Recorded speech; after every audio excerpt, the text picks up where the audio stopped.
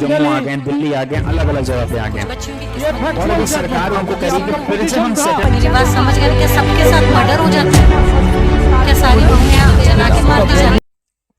हम सुनने जा रहे हैं case that is very important, Nathulal versus state of MP. बहुत बढ़िया केस है ये। कौन सा केस है?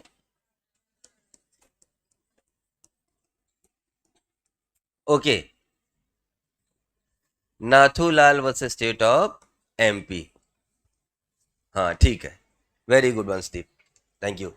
दिव्या और वंशिका चेक करो। तुम्हें पता है इस देश में लाइसेंस सिस्टम था?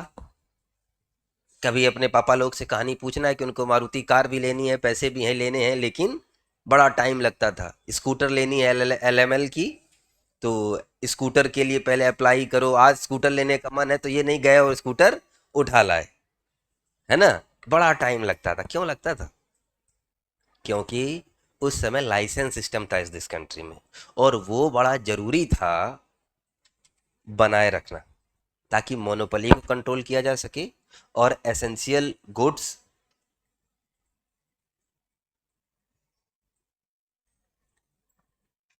अभी बताता हूं, इसी पे बात करते हैं।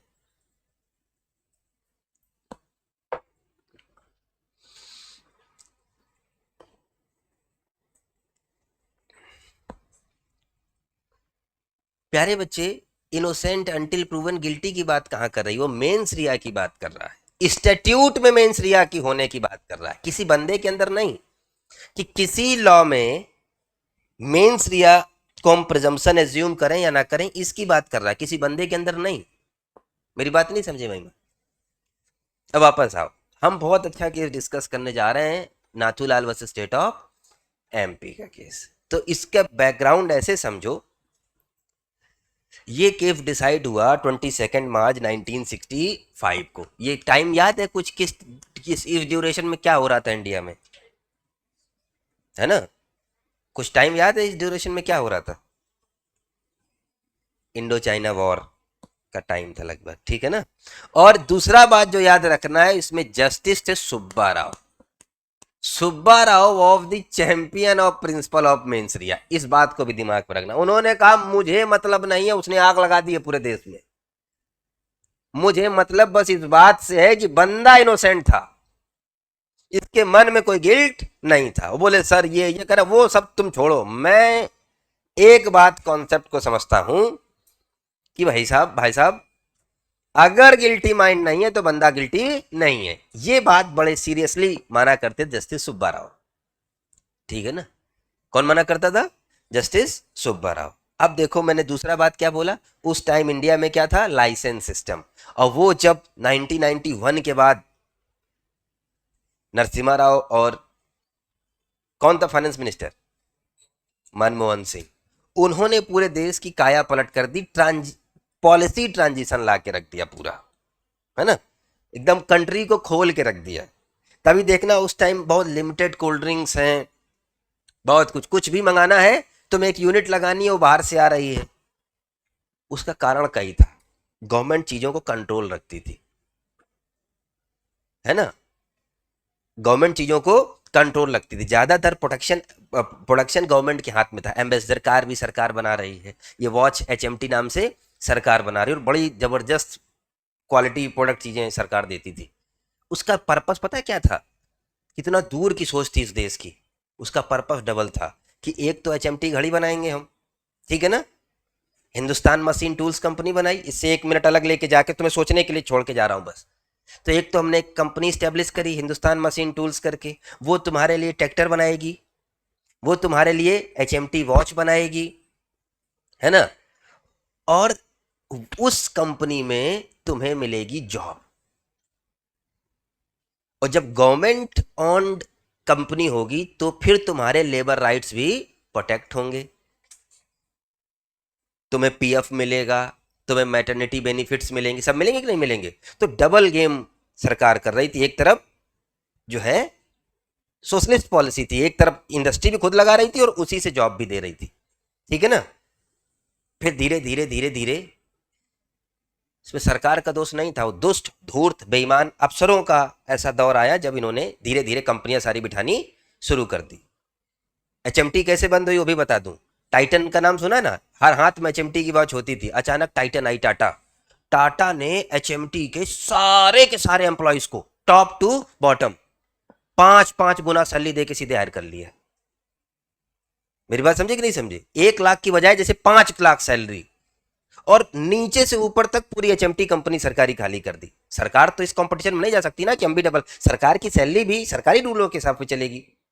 नहीं समझे कि नहीं समझे? और अचानक देश में फिर हर देखने लगोगे, टाइटन का दौर आया, तुम्हारे पापा लोग की शादी में टाइटन की वॉचेस का जमाना आ गया। वो ऐसे आया था, है ना। जिनके घर में एचएमटी की वॉच होगी अभी भी चल रही होगी, फंक्शनिंग होगी, या थोड़ा से उसमें मैकेनिक वर्क की जरूरत होगी। तो मैं ये बताने का मतलब ये था कि लाइसेंसिंग सिस्टम था, उसका क्या मतलब है सर?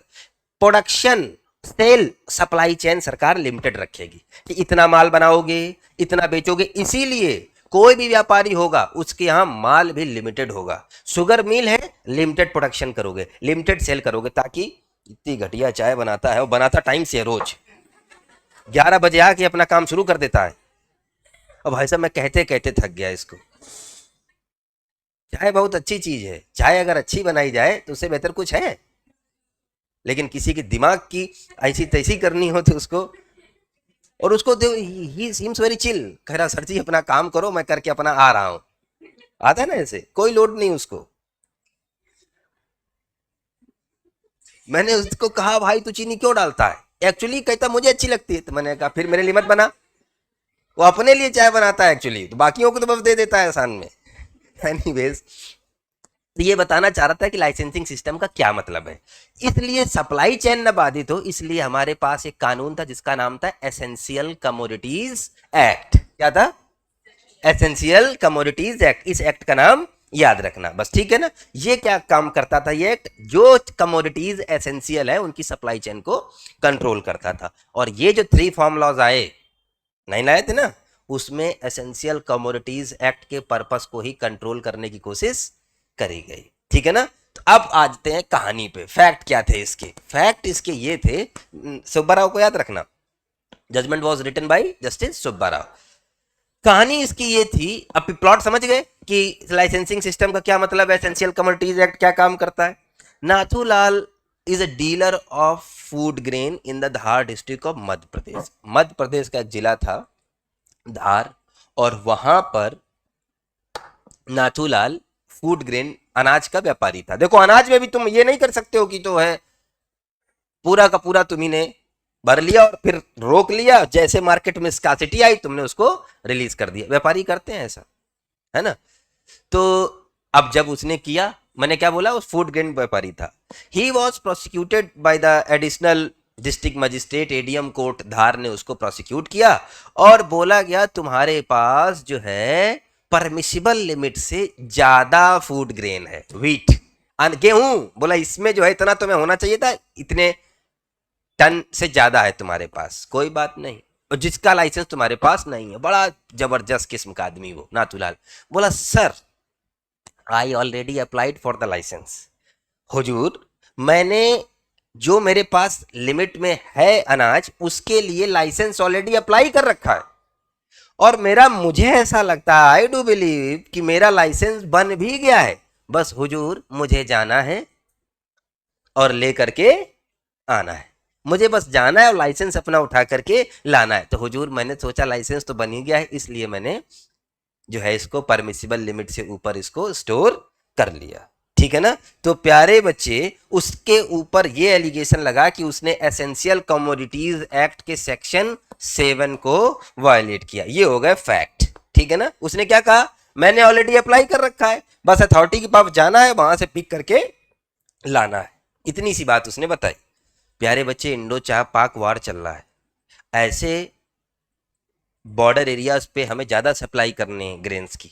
ऐसे अगर कोई जरा भी कंट्रोल कर लेगा चीजों को, तब तो अनाज की स्कासिटी आ जाएगी, आ जाएगी कि नहीं आ जाएगी। तो प्यारे बच्चे, एडीएम धार ने एक्विट कर दिया, मैटर पहुंचा हाई कोर्ट, हाई कोर्ट ने नाथूलाल को कन्विक्ट कर दिया। जब हाई कोर्ट ने नाथूलाल को कन्विक्ट कर दिया तो नाथूलाल कहां गया? अपील में सुप्रीम कोर्ट। और सुप्रीम कोर्ट में कौन बैठा था?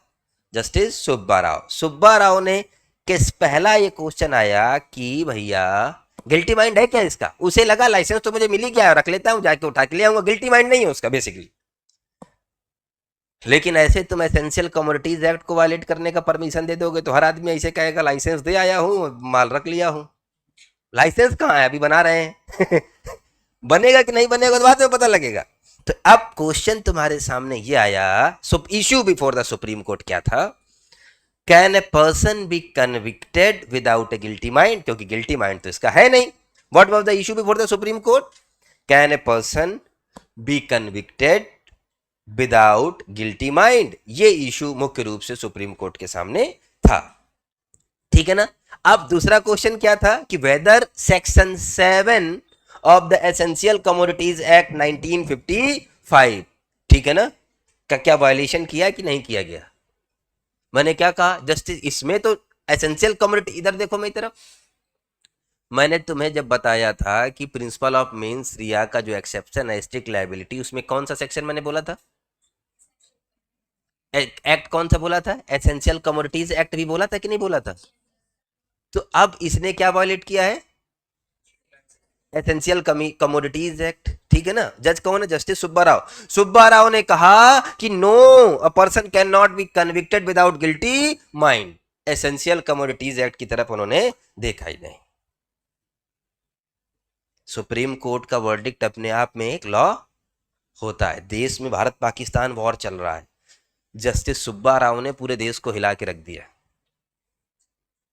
पूरे देश को हिला के रख दिया। उन्होंने कहा कि person can not be convicted without guilty mind, और उन्होंने इसको एक्सक्लूड कर दिया मेंस रिया को। बोला कि जो है, सॉरी, मेंस रिया को उन्होंने बोला कि ठीक है वो गिल्टी माइंड नहीं है, वो गिल्टी नहीं है। ये बात बोली गई, पूरे देश में भूचाल आ गया।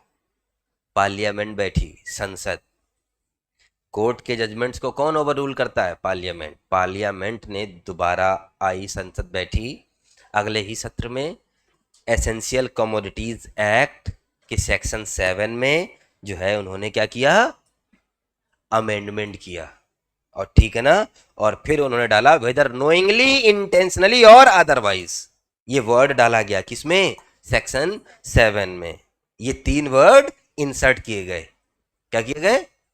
3 वर्ड इंसर्ट किए गए। क्या वर्ड किए गए? वेदर नोइंगली, इंटेंशनली और अदरवाइज, ठीक है ना। और जस्टिस सुब्बा राव ने नाथूलाल को एक्विट कर दिया, ठीक है ना।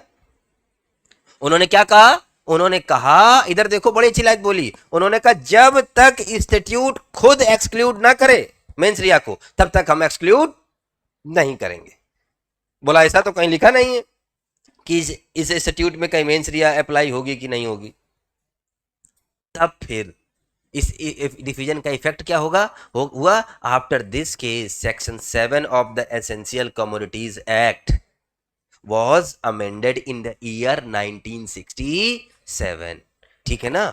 और मेंस रिया इसमें से एक्सक्लूड की गई, और एक 3 वर्ड इंसर्ट किए गए, वेदर नोइंगली, इंटेंशनली और अदरवाइज। मेरी बात समझे कि नहीं समझे?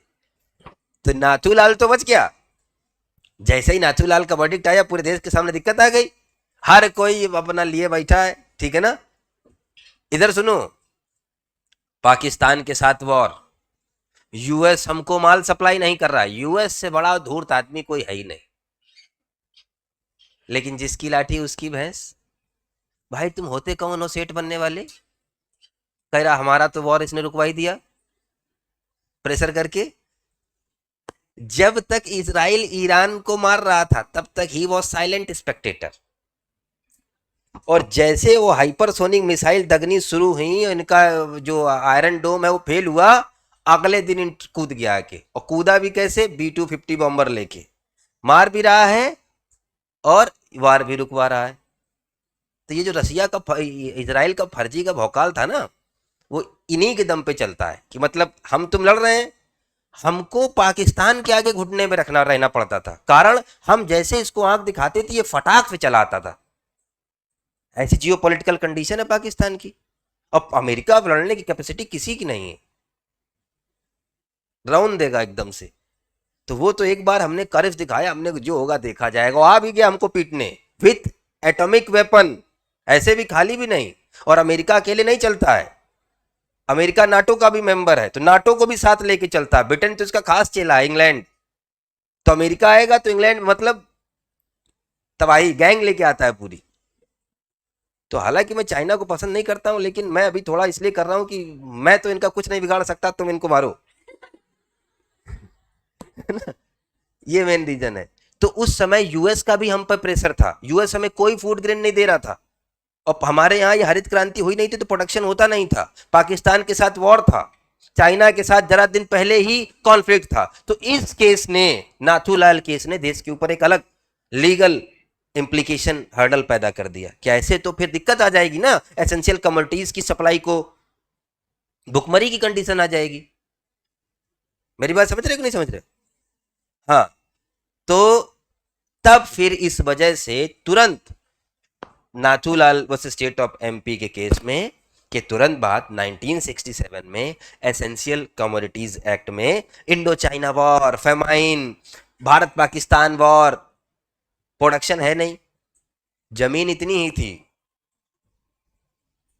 प्रोडक्शन नहीं था, कोई फर्टिलाइजर्स नहीं, कोई पेस्टिसाइड नहीं, एक पेड़ यहां उगता था, एक वहां उगता था। ये बात समझे कि नहीं समझे? प्रोडक्शन बहुत कम था इस देश का, बहुत कम, ठीक है ना? हाँ, तो इस वजह से हमें अमेंडमेंट करके इस सिचुएशन को हमने ठीक किया। हमने क्या किया?